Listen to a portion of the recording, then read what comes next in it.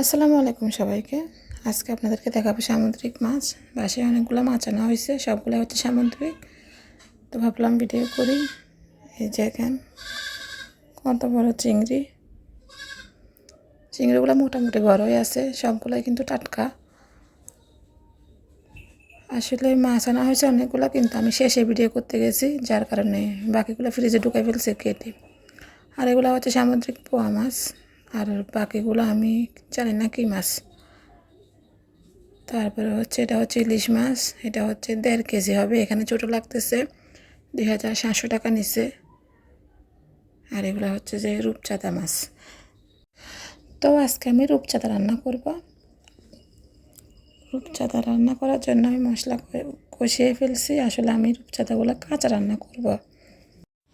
আমাদের বাসায় সবাই কাঁচা মাছ অনেক পছন্দ, মানে কাঁচা রান্না করাটা অনেক বেশি পছন্দ করে। বিশেষ করে সামুদ্রিক মাছ কাঁচা রান্না করলেই মজা হয়। ফ্রাই এতটা ভালো লাগে না, মানে ভালো লাগে কিন্তু কাঁচাটা অনেক বেশি মজা লাগে। তো আমি রূপচাঁদাতে একটু ঝোল টাইপের রান্না করবি, সামান্য একটু ঝোল দিব, কারণ আমাদের বাসায় সবাই ঝোল পছন্দ করে। তো মাছগুলো আমি একটু কষিয়ে নিচ্ছি ভালো করে। কষিয়ে নেওয়ার পরে ঝোল দিব। রূপচাঁদা মাছে কিন্তু এত কাটা থাকে না, শুধু মাঝখানের কাটাটাই।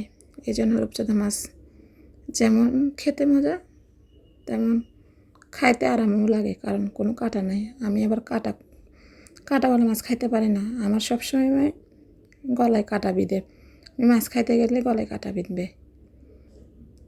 তো এবার আমি ঝোল দিয়ে দিলাম। তরকারি একদম শেষের পর্যায়ে চলে আসছে, রান্না শেষ। একটু ধনিয়া পাতা দিয়ে দিব। ধনিয়া পাতা আসলে দিলে ফ্লেভারটা ভালো হয়। Tata bye.